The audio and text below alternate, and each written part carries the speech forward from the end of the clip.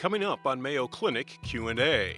Strokes are very commonly occurring in people of all ages, and so it's very important that people know what is a stroke, what are the symptoms, what are the risk factors for stroke. Look forward to discussing all those things today. May is Stroke Awareness Month, and knowing the signs and symptoms could be the key to saving someone's life, maybe even your own. Strokes tend to present with the sudden onset of difficulty doing something, sudden onset of weakness in the face, arm, or leg, sudden difficulty speaking or understanding others, sudden blindness in one eye or the other or both.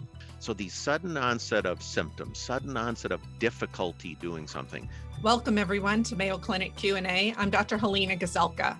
On average, someone in the United States has a stroke every 40 seconds. A stroke occurs when the blood supply to part of the brain is interrupted, depriving the brain of oxygen.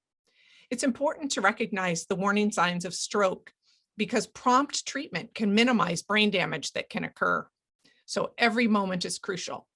Well, May is National Stroke Awareness Month, and here to discuss this with us today is the Division Chair of Stroke and Cerebrovascular Diseases at Mayo Clinic, Dr. Robert Brown.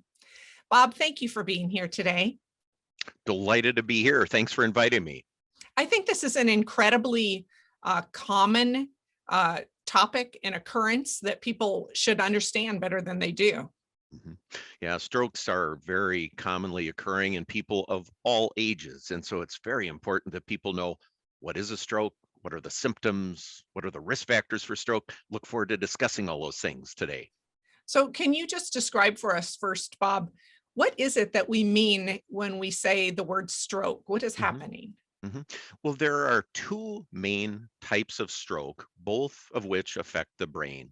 The most common type of stroke, about 85% of strokes, is a lack of blood supply to the brain called an ischemic stroke or a cerebral infarction. So for whatever reason, the artery, which carries the oxygen carrying blood up to the brain, that artery becomes blocked. And then there's a lack of blood flow and the brain cells begin to die off.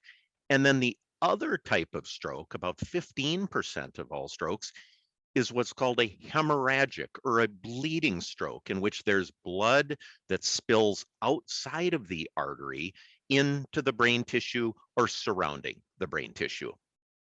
And Bob, the first type that you mentioned where there's a clot that interrupts blood supply sounds a little bit about what happens to the heart when someone has a heart attack. You're exactly right. A heart attack, also called a myocardial infarction, meaning a lack of blood flow and dying off of the heart cells. Similarly, a cerebral infarction is of the same general mechanism, meaning there's a lack of blood supply to the brain cells, and then those brain cells begin to die off. And then the second type, sometimes where there's bleeding, sometimes we hear of people having a brain aneurysm. Is that the same thing? It's a great question. And there are two main types of bleeding stroke. There's something called an intracerebral hemorrhage, in which there's bleeding into the brain tissue. And then there's another type that's called a subarachnoid hemorrhage. And that is a type of bleeding where it's over the lining of the brain. An aneurysm is the most common cause of that type of bleeding around the lining of the brain. So it's important to mention, though, that aneurysms are relatively common in people. About 2% of all adults have a brain aneurysm, but most of them never rupture. But sometimes you'll hear that somebody will say, oh, so-and-so had a brain aneurysm. And what they're implying there is that it was one of those brain aneurysms that actually ruptured and caused this blood to spill over the lining of the brain. Interesting. So do strokes affect all people the same or similarly? Yeah, that's a great question too. And as I mentioned earlier, strokes can affect people of all ages. Admittedly, strokes are of increasing occurrence as we get older, but it's important to recognize that even young people in their 20s, 30s, 40s can have a stroke, and much less commonly in children. But a stroke can affect everyone in a little bit different way. And the reason is it, any part of the brain can be affected by a stroke, And then that is what leads to the specific symptoms based on what part of the brain is lacking in blood flow.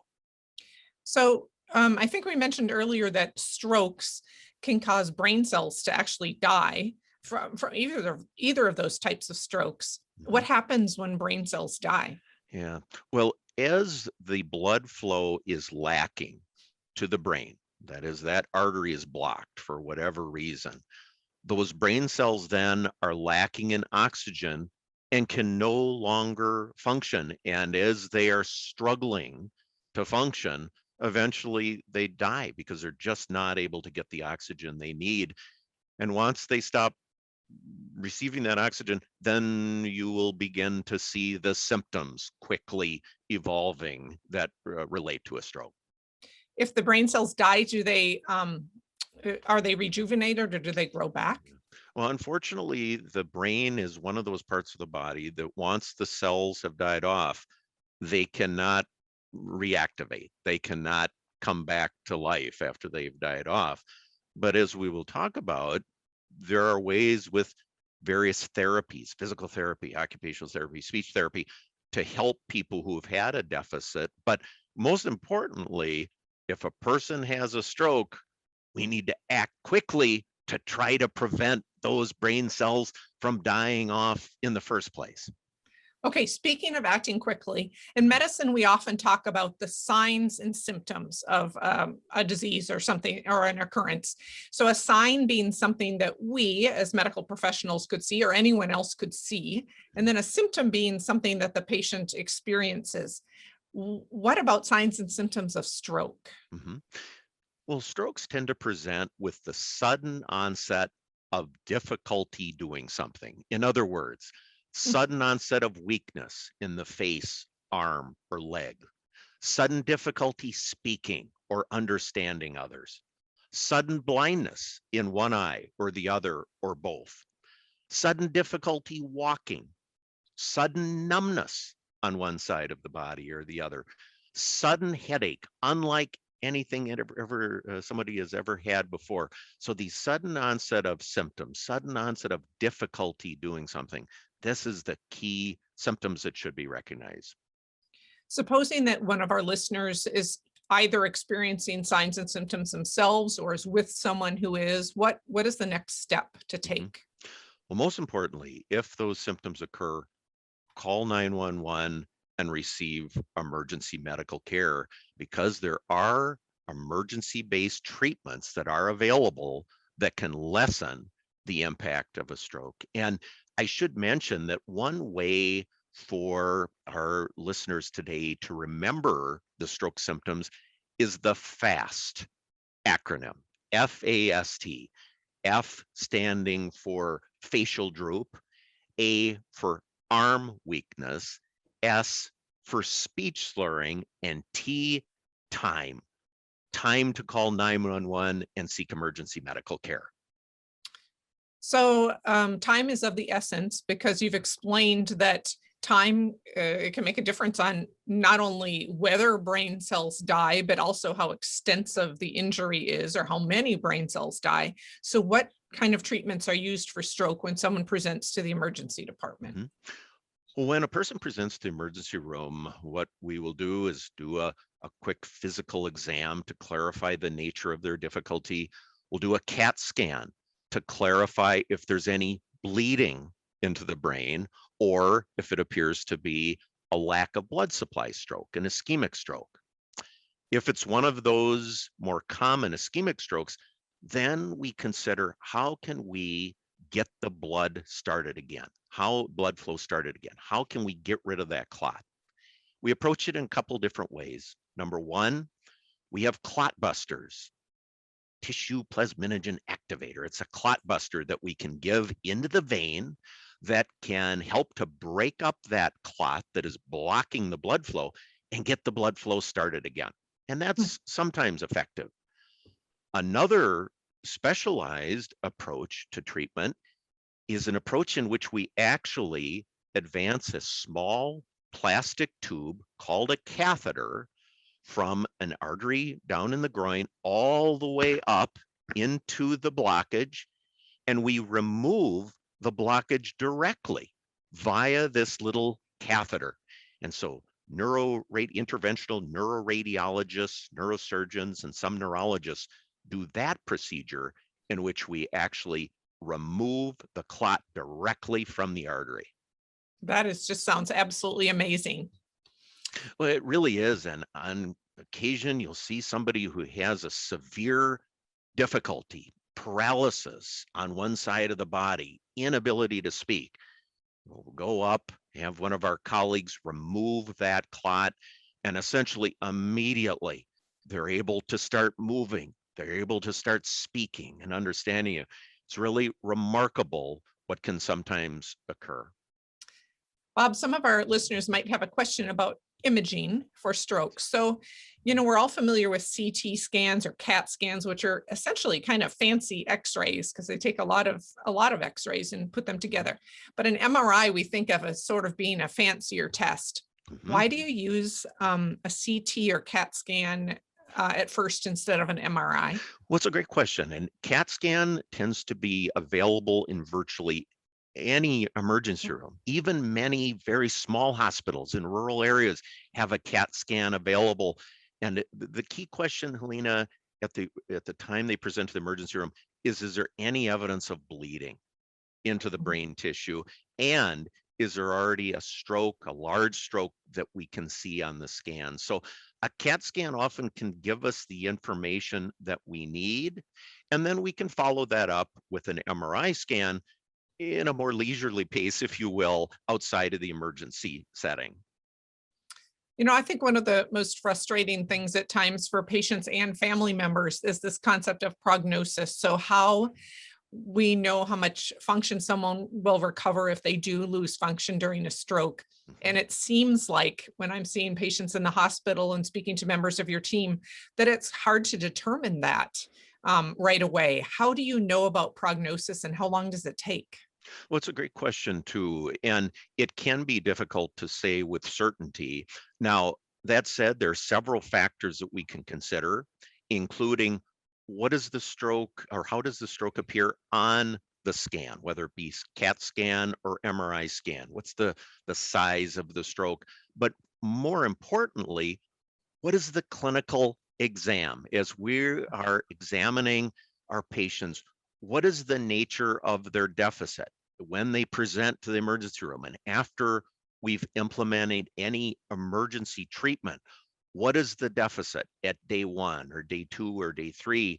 And that can help to guide us in terms of guiding the family and the patient regarding the prognosis. But again, there are other complex issues we consider too in terms of their other medical issues and their age, because that can affect their prognosis in terms of how they might improve in the weeks and months ahead. Bob, a little earlier, we were talking about signs and symptoms, and I wanted to ask you a question about this concept of TIAs. Yes. So if someone has been told that they are having TIAs, what does that mean? And does that portend a higher risk of a stroke in the future? Yeah, thank you for that question. And a TIA is a transient ischemic attack. Transient, meaning it comes and goes. Ischemic, meaning it's due to a lack of blood supply to the brain. An attack, meaning it typically comes on quickly. So a TIA. And so patients who have a TIA have the symptoms like we talked about a little while ago, but they come and go. They resolve in several minutes or several hours. But importantly, if a person has those symptoms, don't ignore those because they're a very important warning sign of a potential stroke that may occur in the hours or days or weeks ahead. And so do seek care because we can we can investigate why did that TIA happen? And then we can go ahead and implement the best stroke prevention strategy. And certainly when it comes to a stroke, if we can prevent a stroke either by controlling risk factors for stroke, which we'll talk about subsequently, or if they've had a TIA and we can do something about that and prevent them from having a stroke, then that's the best for the patient. I think that's a great point to make, Bob, because sometimes, we see people in a similar situation who might have some chest pain, but it goes away when they sit down and rest or turn the television on. Same thing with these TIA type of symptoms, that they're not something to ignore. It means you need to get medical attention. Yeah. And understandably, human nature is such that if something comes and goes, we kind of ignore it and carry on with our busy lives. But when it comes to something like a TIA, my encouragement is please do seek care for that, because there may be some relatively easy stroke prevention strategies that can be put into place to prevent them from having a stroke from which it may be more difficult to recover. You mentioned risk factors. What are risk factors, and are there some that individuals can improve? Yeah. Well, when we talk about risk factors, these are things that occur in a patient's or in a person's life that put them at higher risk of having a stroke. And the controllable or treatable risk factors include high blood pressure, cigarette smoking, diabetes, high cholesterol. Those are the big four, if you will. And then there are others that include what's called sleep apnea, which is a sleep disorder, obesity, a sedentary lifestyle, not getting any activity to speak of at all, heavy alcohol use. Those are some of those factors that we can control or treat in some way. And then, of course, age, important risk factor for stroke that we can't do much about. And also, there are certain race ethnicities, African Americans, Hispanics, that are at somewhat higher risk of stroke. So not a controllable or treatable risk factor. I think it's kind of fascinating, Bob, that, and I've said this before on this program, that so many of the disease states have some very common risk factors. We talk about smoking, we talk about high blood pressure, we talk about risk factors for cardiac disease and other risk factors. And it's kind of amazing that they seem to portend a lot of illnesses, not just stroke. Well, you're right. And several of the risk factors we talked about today are risk factors for vascular disease, meaning affecting the arteries in the body. And at the same time, one treats the risk factors for the vascular disease of the neck or brain. One is also having benefit in terms of lessening the risk of heart artery disease or arteries down in the legs, for example. So you're right, it does affect the body in a positive way if we can control these risk factors very broadly. It's a good time for a little advertisement about regular healthcare and seeing a healthcare professional, whether that be a primary care provider or otherwise, to discuss what we can do to be healthier. It's an important thing to keep in mind. No, you're exactly right. And when it comes to these risk factors, just being aware of one's blood pressure. And if it is elevated, there's so many different medications, some of which are quite inexpensive, tolerated very well, and can control the risk, that risk factor of high blood pressure, or having one's doctor or advanced practice provider help them to reduce smoking or control their diabetes better. Or if a person has high cholesterol, start with a good diet, a very healthy diet. And then if that's not effective, there are excellent medicines available to lower cholesterol. So in other words, knowing about the existence of these risk factors is really important for a person because they can be oftentimes controlled. I'm so grateful that you're here today, Bob, talking to us about this really important topic, and so common as well and as we think about May, which is National Stroke Awareness Month. Any last words of wisdom or comments for our listeners? Well, my main comment is know those symptoms of stroke, know the risk factors for stroke. And if you do see a friend or loved one, or if you are experiencing those symptoms of a stroke, call 911 because we may have some therapies available for you to lessen the impact of that stroke on your life. Bob, would you tell us that FAST, F-A-S-T, one more time? Absolutely. The FAST acronym includes F for face drooping, A for arm weakness, S, speech slurring, and T, time to call 911 and seek emergency medical care. Wonderful. Our thanks to Mayo Clinic neurologist and stroke expert, Dr. Robert Brown, for being here with us today to discuss the warning signs of stroke.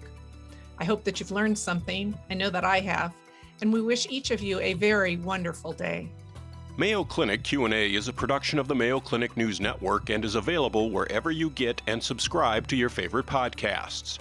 To see a list of all Mayo Clinic podcasts, visit newsnetwork.mayoclinic.org. Then click on Podcasts. Thanks for listening, and be well. We hope you'll offer a review of this and other episodes when the option is available. Comments and questions can also be sent to Mayo Clinic News Network at mayo.edu.